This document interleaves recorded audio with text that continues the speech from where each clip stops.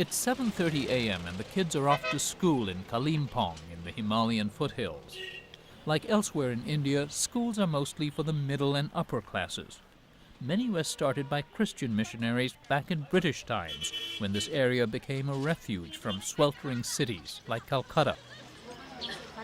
A couple miles downhill is the newest missionary school, named not after a patron saint, but the father of modern India. At Gandhi Ashram, it is the first day of a new school year. Father Thomas Edward Maguire, a Jesuit priest, is choosing his newest kindergarten. Gathered around him are dozens of anxious parents whose kids could never get into another school. A lucky 25 or so will get in. Sunita, Kate. All good. Maguire's looking in particular for the name Bishwakarma, a name shared by people on the lowest rung of India's caste system. We're trying to pick the poorest we can find. If someone comes and tells me my name is something, Bishwakarma, then they've made 80% on our entrance test that we have here, you see. Admission is most immediately a meal ticket. Between the Nutrella and the vegetables they get in the curry here, it's a rather well-balanced meal. Plain, but very nutritious. And this is something that they would not get in their own homes That is normally. Certainly, yes. You'll see after they finish the meal here how they'll start running around, sort of giving other witnesses to the presence of a nutritious meal. There's not much equipment or playground to run around on, but instead of cricket bats, every child here, almost from day one, is provided a violin. 3, 4. 1, 2, 3, 4. Most have never heard the instrument, certainly not playing Western music. But listen to the next class. They are 3 to 5 years along, but seem light years ahead. What made you think up this whole idea of teaching these kids violin and Western music? Well, I suppose, first of all, because I like it myself very much. I don't play. Father Maguire came here 50 years ago from Canada to teach in the prestigious Jesuit schools. But Maguire also worked the streets, trying to bring into the schools children of people he calls coolies or laborers. Because their children were more likely to be academically behind, Maguire began looking for activities at which they could excel. One day he asked a visiting violinist from the Calcutta Symphony to play for his street kids. And I told him before he came, they might giggle or laugh or that sort of thing. And he said, fine, I'll be ready for that. He played for well over an hour, and there was just rapt attention. So then I thought maybe they might take an interest in this kind of music.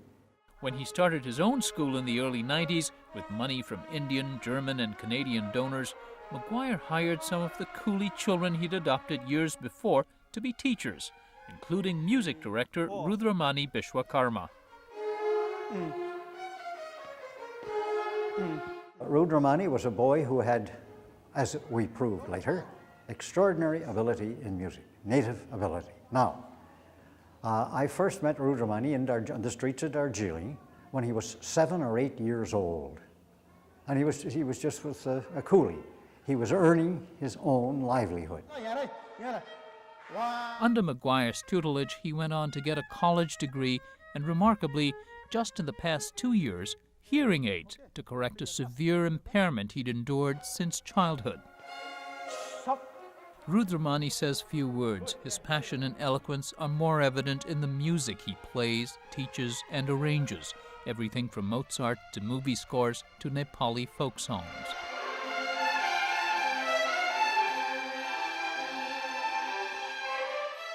I would bet you that 95% of the children I have here have never owned a toy.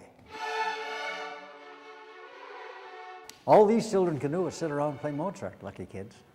They can't go and listen to boom, boom, boom, or on the TV. Meet Kushmita Bishwakarma. Her parents labor on farmland in exchange for food and space for their tin-roofed home. We're happy, very happy. We're happy to see them go to study because we, of course, did not have a chance to study. Now they are able to get an education.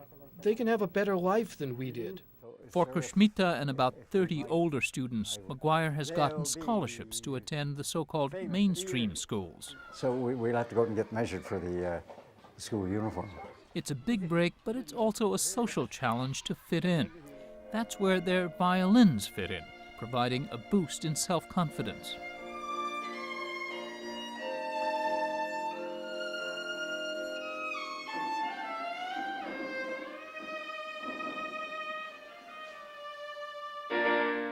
I used to play violin. I used to play solo songs and all, like Hindi, Nepali songs, no? And they all used to love me playing violin. And I had friends, many friends I had in convent. So you had many friends in the convent school because you were able to Yeah. play violin. And I was good also. And you were good also? Yeah. She's good at the violin.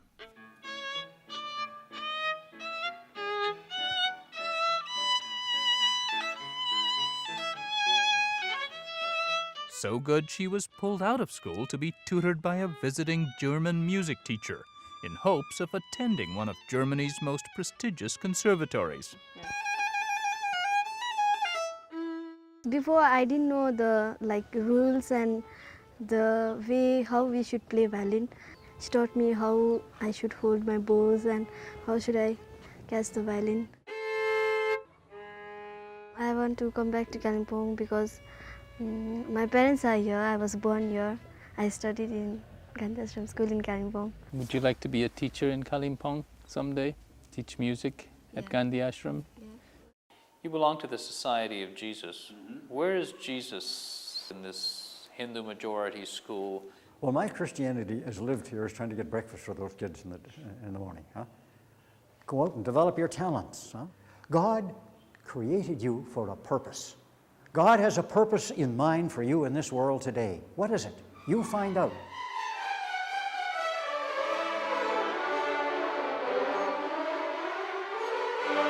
He says few of these kids would likely want to make a career as musicians, but music has been their ticket to an education and a ticket out of generational poverty.